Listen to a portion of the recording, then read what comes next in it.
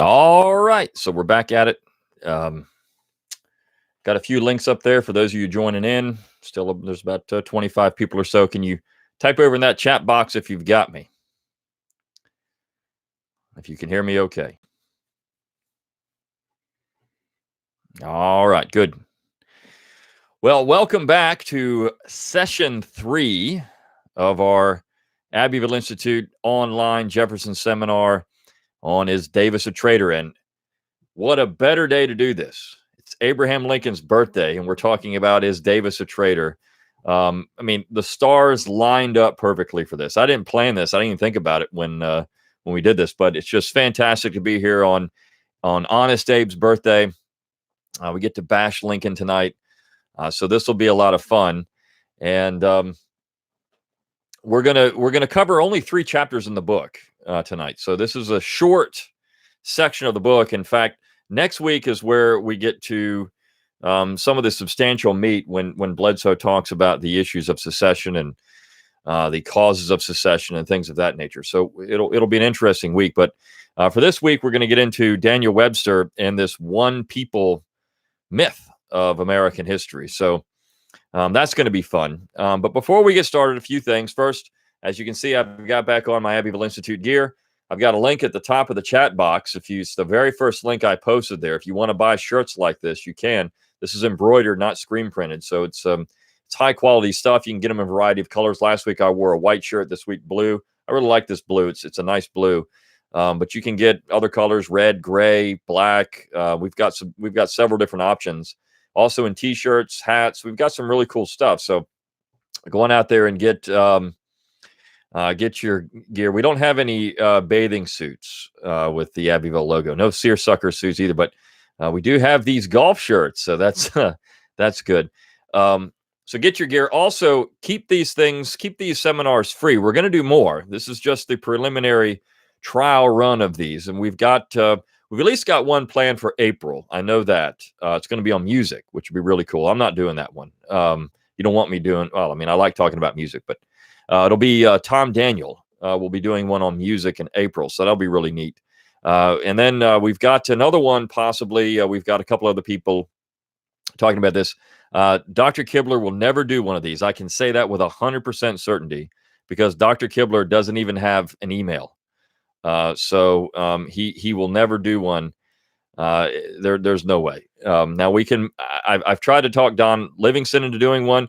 We've got several people in the works. This is me being the guinea pig here to get this done. But we are going to do more, and so thank you for coming out. Thank you for being part of these for the last couple of weeks. We've got one more to go next week on the 19th, which follows President's Day. So that'll be fun too. It'll correspond with a little more Lincoln bashing. But we've got some good stuff to cover tonight. In fact, one of the things I want to address. Yeah, we could do one on Abe Lincoln. I mean, that would be great. We should try that. Just do one on Lincoln.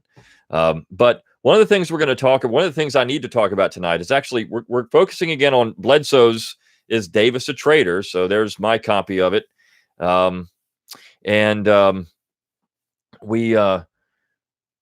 We're going to cover 3 chapters, but there's a couple other books tonight that I'm going to talk about. And the first one is this little biography on Webster. It's by Richard Current. Of course, it's backwards because we're in mirrored here. It's backwards. Richard Current's Daniel Webster and the Rise of National Conservatism. You can probably pick this thing up for a few bucks. It's highly worth it. This is a really good biography of Daniel Webster. And as you can see, I don't know if you can tell, but in mine, I've got a bunch of dog ears, and the first few chapters are really impressive. So I'm going to talk about those tonight. And then I also put a link again at the top of this chat. If you scroll up, it has a Google Books link to Abel Upsher's A Brief Inquiry into the True Nature of Our Constitution. So I'm going to talk about that book tonight too, because I think this particular section of Is Davis a Traitor is fun, but it's not as detailed as either one of these books on these 2 topics. So I want you to also, if you want to get a better understanding for what we're going to talk about tonight, to also read that Upshur treatise. It's very short, but it's one of the best that you'll ever find on the Constitution. And then also this Richard Current biography, so that we can cover all the bases. Now, I will answer that question about the Reconstruction course at the end of this seminar, because if you haven't subscribed to my McClanahan Academy yet, and if you're watching this through my own personal YouTube account. This is where I post my podcasts. This is where I do any work for myself. Subscribe to my YouTube page. But I also have McClanahan Academy. So let me just type that here in the chat box so y'all can get that. If you are not a member there, going out to McClanahanacademy.com. Actually, let me do the HTTPS and all that kind of stuff so you can go right to the link. There we go. It's free to register. I do have 5 classes for sale there. I will be having one come out on Reconstruction. I'll talk about that at the end. So I'll do my own promotion there at the end. So let's get started with the book tonight. And we're going to talk about Daniel Webster first and foremost. Now, we've talked about Webster the past couple of weeks, but this first chapter we cover on chapter 13 is Webster versus Webster. And there's a great quote in here from Bledsoe, where he says that here again we may appeal from Philip drunk to Philip sober, from Webster intoxicated with the fumes of a false theory of power to Webster under the influence of a simple view of truth. So what he's talking about here with Daniel Webster is that Daniel Webster in 1833 was different from Daniel Webster in 1850 and 51. Now, first of all, this is a trigger warning for those of you in this chat window. I mean, you might be triggered because I'm going to talk about the Fugitive Slave Law. So if that offends you, you might want to exit out of this chat. So just to be warned, if you need to gather your coloring books or your coloring supplies in your safe space, you can go do that because I'm going to talk about this. So I don't want you to have to be triggered by this. But what happened in 1833, as we've talked about, is that we had Daniel Webster going before the Senate and saying that the Constitution was not a compact. This is something we addressed in the last 2 sessions. The Constitution created a national government. And of course, Joseph Story said the same thing. We've got a national government. We don't have a compact between states. The states are essentially irrelevant. Daniel Webster made this point in 1833 in the very famous Webster-Hayne debates, also the Webster-Calhoun debates. This was the primary focus of his nationalist speech. But in 1850 and 51, Daniel Webster was singing a much different tune. In fact, between 1850 and 1851, Daniel Webster, now the elder statesman, was saying that, wait a second here. What the North has done now for near 20 years is go out and violate the compact. And what he's talking about is the Fugitive Slave Law. Now, this is an issue that was very important in the United States. It was discussed quite a lot. Of course, the Fugitive Slave Law is in the Constitution. And what Webster was saying was that, look, when the Constitution was written and ratified, there was a deal cut that you would have a fugitive slave clause, that the North would be responsible for helping round up fugitive slaves and send them into the South. Now, we can talk about the mechanics of that and how it was enforced, and how the non-commandeering principle was actually applied later on, that the states themselves didn't necessarily have to, the Supreme Court said the states themselves didn't have to use their own police powers, but they couldn't block federal officials from going into the states surrounding up fugitive slaves. Now, in the 21st century, we recognize, I shouldn't have to say this, but we recognize that, of course, that we're not interested in fugitive slaves and all those other things. But this is a constitutional issue in 1850 and 51. And so Webster is saying, the North has been violating the compact. He actually uses that term, the compact, now for near 20 years because they've refused to enforce the Fugitive Slave Law. So in 1833, Bledsoe points out, Daniel Webster said the Constitution's not a compact. But in 1851, Daniel Webster is saying the Constitution's a compact. So which one is it? In fact, as he says at the end of this chapter, Daniel Webster himself didn't even persuade his own, himself. He didn't persuade himself that the Constitution was a compact, not a compact in 1833, because he said it was in 1850. So which Webster are we to believe? The Webster in 1833 or the Webster in 1851? And in fact, Daniel Webster famously went back after the Compromise of 1850, and that's the basis of this. After the Compromise of 1850 was signed into law, Webster went back up to Boston and started trying to round up fugitive slaves. This is something that he thought he had to do because this was the deal that they cut in 1850 with the Compromise of 1850. And so he thought that they were operating in bad faith if they didn't do that, if they didn't go back and round up fugitive slaves. So this would have been something that would have certainly been disingenuous if they said, "Okay, we're gonna have this part of the compromise, and we're gonna agree to this." Well, then we need to follow through. This is what we have to do. So Webster took a lot of heat for this, a lot of political heat, and Webster also made a very famous speech in 1850 where he called John C. Calhoun the last of the Romans. Last of the Romans while Rome survived. I mean, he really was a man who recognized Calhoun's greatness at the time and gave one of the finest eulogies ever written about John C. Calhoun. So it's a very important speech. If you've never read it, you can get it free online. I think I've posted it several places before.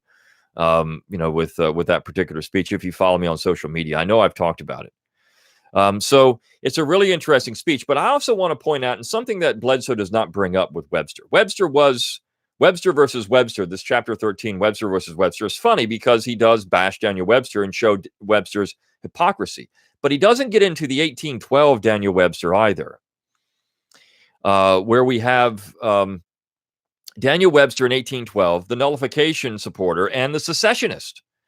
You see, when Daniel Webster was first sent to Congress, Daniel Webster was in favor of nullifying any support for the War of 1812. In fact, he made a very famous speech in 1812 where he stood up and said that, the fact is we've got this war going on, or the prospects for this war, and it's going to hurt New England commerce. So what we need to do is we need to nullify any law in support of the war.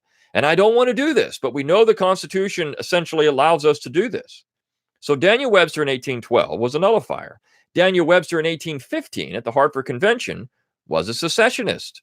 This is something that people don't often know about Daniel Webster. And Richard Current, in this book, Daniel Webster and the Rise of National Conservatism, nails him on it. I mean, he says, look, here's Daniel Webster in 1812 saying that he's a good nullifier, then he's a secessionist, and then Daniel Webster becomes something else. The point of all this is that Daniel Webster was always a New England sectionalist. Daniel Webster was always interested in the good of New England.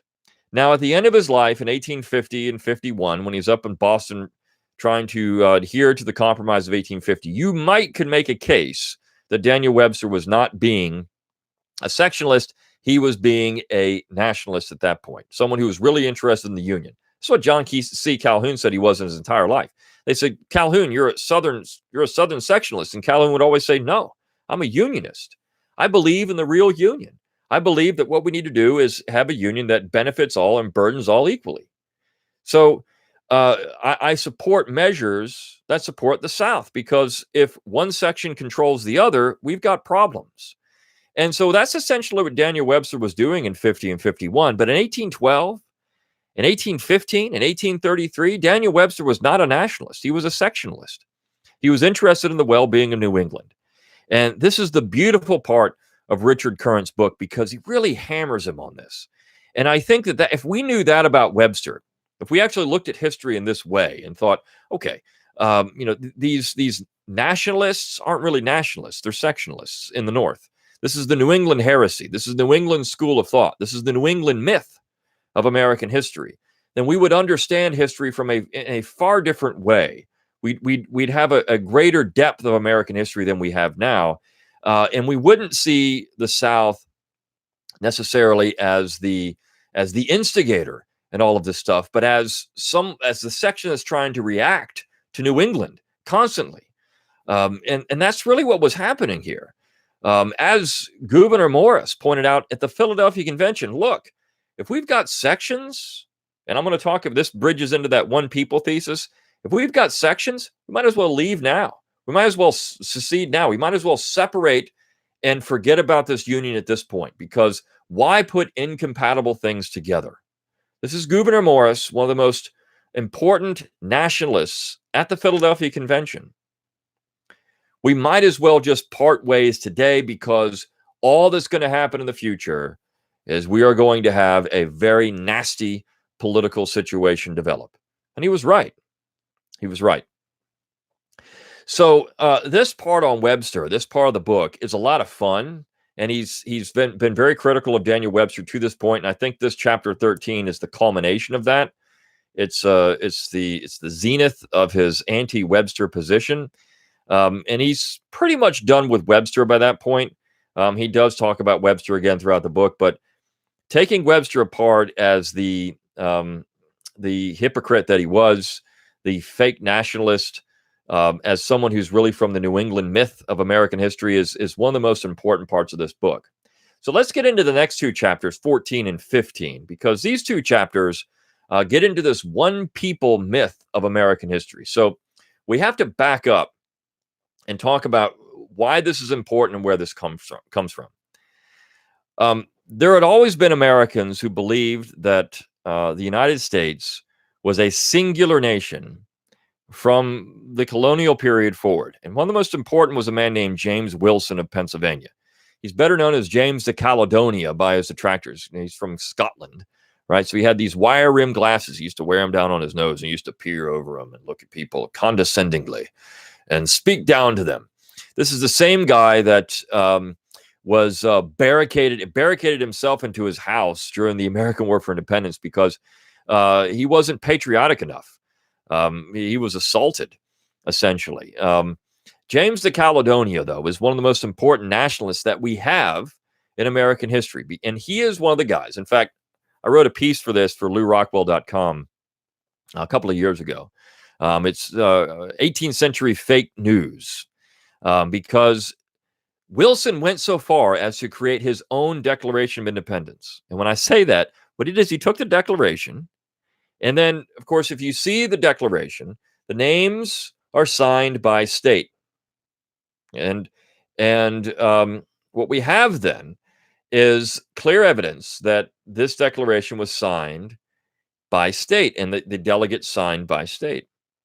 What Webster said is, no, that didn't happen. They just signed it in total, then we added the states later. So really what we had in 1776 at the signing of the Declaration was a bunch of delegates signing as the one people of America. And his draft of the Declaration, his broadside, made that clear. Again, 18th century fake news. Essentially what what Wilson is trying to do here is create a narrative out of thin air that we've got one people, that the colonies were one nation from the beginning, one nation indivisible. Now, of course, that phrase didn't come about until the 20th century. In the way we think of it today, late 19th, early 20th century, the Pledge of Allegiance.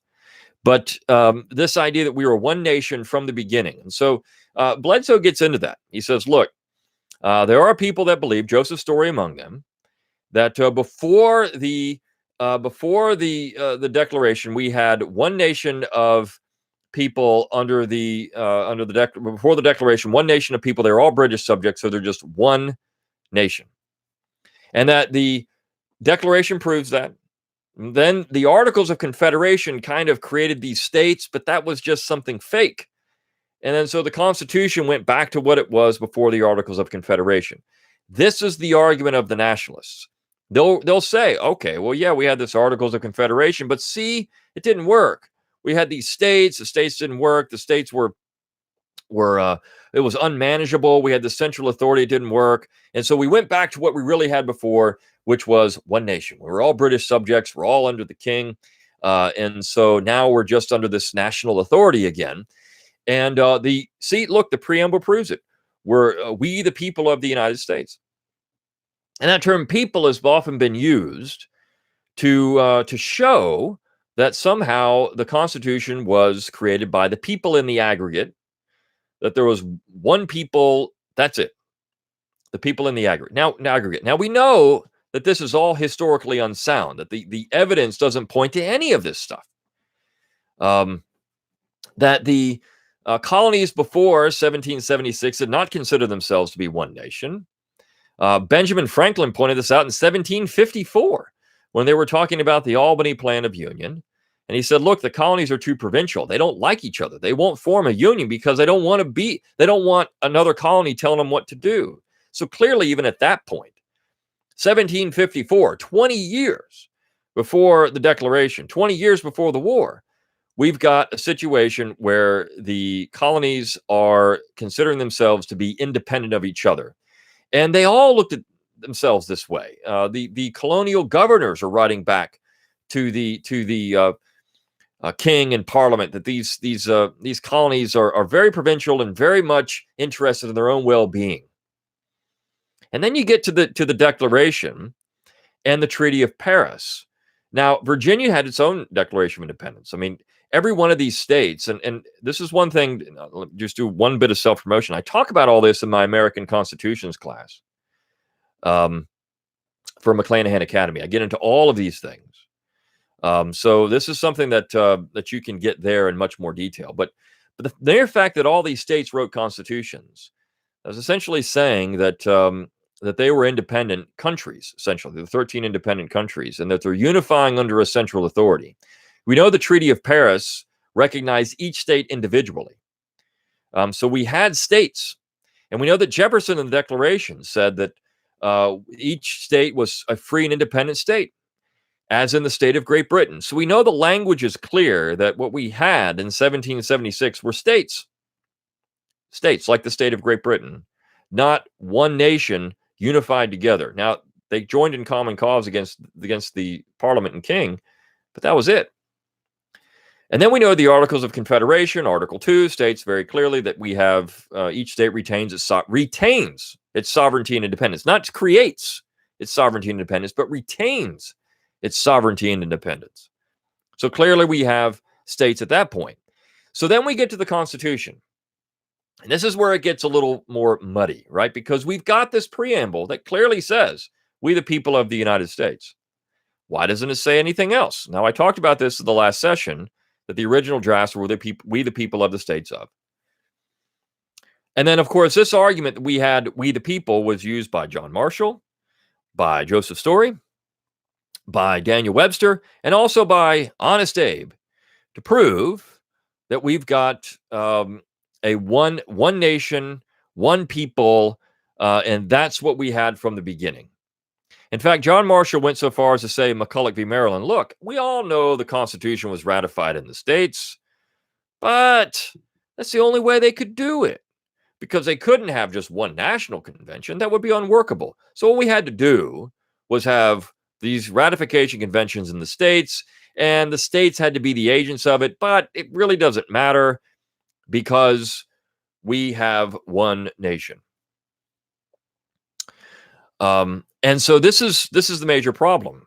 Marshall codified this one nation theory. Now, Lincoln stands up in 1861 and says, essentially, I made a great political discovery. I've discovered that we have a singular nation, that the states are, they're really irrelevant. There's no such thing as state powers, states' rights, all that stuff. There's no federal republic. What we have is one national government. And what's really interesting, now people did use the term nation before. What's really interesting about this is that beginning with the war, and this is when Reconstruction is going to become very important, because that term nation, again, is codified. It becomes part of our national political lexicon. We start talking about a national government, not a federal government or a general government or a central government. We start talking about things in terms of national government. In fact, one of the things that I would recommend to everybody that listens to this, the people that listen to this and get the replay, is don't ever use that term national government anymore. You play into the hands of the other side. Always use the terms and what it is. It's the general government, it's the central government, but it's never the national government. We don't have a nation's capital. We have the federal city in Washington, D.C. So understand that what we have is a federal republic, not a republic, a federal republic with a general government or central government. So Bledsoe gets into all these arguments. He takes apart this idea of what is a people. He gets into to the semantics here. What does a people mean? How does this work? We don't have an amorphous group of people. In fact, this is where Upshur says this better, and why I put the link to Upshur in here. He says, look, having America for Americans is like having a utopia for utopians. It doesn't exist. It's one of my favorite lines in Upsher's book, having utopia for utopians. We don't have, I mean, first of all, the term utopia is a Latin word that means nowhere. We don't have it. It doesn't exist. We don't have a utopia, and we don't have utopians. Just like we don't have an America, an American state. We have the United States, and then we have not an amorphous American people, but the people of the states. So this is where we get into this problem of language with the Constitution, the preamble of the Constitution, and this nationalist push. You see, the great problem in American history has always been the nationalists. They're the ones who are really pushing the envelope in the direction away from the original Constitution. It's not the people that are quote unquote states' rights individuals, the people that are for a federal republic. They're following the real Constitution. They're holding they're holding people accountable for what was ratified. They weren't the problem. The problem was always the nationalists who were pushing the government in a direction it was never intended to have. And this was made clear over and over again during the ratification debates. Now, Bledsoe doesn't get into this as much. This is, I think, in many ways, these three chapters are in some ways the weakest parts of the book. I mean, they're funny. Webster versus Webster is funny. He takes a few shots at Lincoln. But this could have been, he could have done a much better job in this part of the book if he wanted to make the book longer, but that wasn't the intent. He took apart this idea of the Constitution is not a compact for several chapters, and then he gets into secession itself and the actual secession of the South in the last part of the book, and I'll, of course, do that next week. But if you understand the literature, if you read St. George Tucker, if you read John Taylor of Caroline, if you read Abel Upshur, those three individuals, you understand this position of the United States Constitution as a compact between states and as a federal republic. And we know now from all the material that's available, the Wisconsin Historical Society is publishing their documentary history of ratification, and I mean, the stuff is all out there now. I mean, it's for everybody to see. There's nothing hidden about it. I know people like to talk about, well, all these people talking about the war wasn't about slavery. I mean, all these documents are out there online. All I got to do is go read it. Well, this is true for the other side too. I mean, yeah, all the stuff is out there, and everyone understands that. But the fact is, we never have had an American nation. Not one time have we had an American nation. It's never existed. Just like Upshur says, utopia for utopians. We've never had one American people. And if we recognize that, we recognize we have different political societies and different cultures and different people, we could solve a lot of the problems in the United States. All this stuff that we talk about, that people get so upset about, it wouldn't even matter. There would be no national solution to anything because an American nation doesn't exist. So that's one of the main things we do at the Abbeville Institute. If you're not familiar with what we do, we talk about this idea of a real federal republic. Not politically, but in terms of historical antecedents for it, the historical and philosophical understanding of that. Because what you do with it is what you want to do with it. But it's important to have the basis of this. This is part of the Southern tradition that we explore. You know, we explore what's true and valuable in the Southern tradition. And this is part of that Southern tradition that's very important. So these three chapters, one is extremely short, and of course he criticizes Lincoln in that. You know, Lincoln made this discovery, this great political discovery. And Bledsoe, as I mentioned in the first session, Bledsoe knew Lincoln very well. He actually had to train Lincoln how to use a broadsword for a duel. Lincoln didn't know how to do that. You know, the great wrestler, the guy's often, here's Lincoln, the great rail splitter, the wrestler, didn't know how to use a sword. Didn't know how to defend himself. I guess he really wasn't that great of a wrestler after all. And Bledsoe had to go out there and train this guy. Okay, well, here's how you do it, Abe. You know, you got to take care of this. So he's not this great frontiersman maybe that we all thought he was. All right. So all that said, let me mention, because it was asked earlier about my McClanahan Academy course on Reconstruction. It is in the works. I've recorded some of the lectures. I've got some of that done. It is going to be a cool class. It's basically part 2 of my war class in McClanahan Academy. I have the War for Southern Independence. This takes it from that point, from the end of the war, from Reconstruction. It's actually entitled Reconstruction and the Recreation of America. So I actually take it up through some modern history, because, I mean, look, the New South, the Gilded Age, the Progressive Era, all that stuff is certainly part of the Reconstruction process. So everything that I get into, and I take it, I take some things chronologically and other things thematically. So it's going to be a lot of fun, and it should be out, I would say, middle of March is the goal right now, to have this thing come out middle of March. And so it's going to be a lot of fun to get it. No later than early April, but probably middle of March. So be looking for that. Again, free to enroll in McClanahan Academy. You want to do that. I've got the classes there for sale, but you don't have to buy anything. Just enroll. And if you do enroll, you get the best deals on stuff. Also, you can get my podcast, which, if you never listened to that before, I've got that typically twice a week. Just go to brianmcclanahan.com. That's BRION, McClanahan.com. Get that. And so you can catch my podcast, all free stuff, all this free content I give you.